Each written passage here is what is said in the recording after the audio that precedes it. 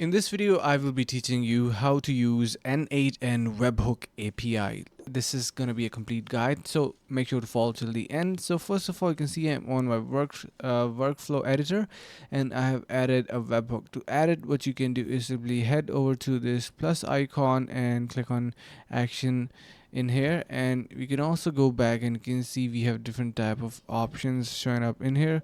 We can search in here for a webhook, and it is gonna be, you can see, respond to a webhook. And yeah, simply searching here for webhook, you can see we have webhook in here. You can add it in here.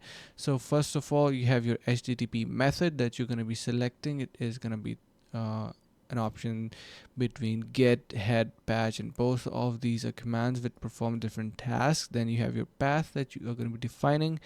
Could be an expression as well, or a fixed path. Then you have your authentication.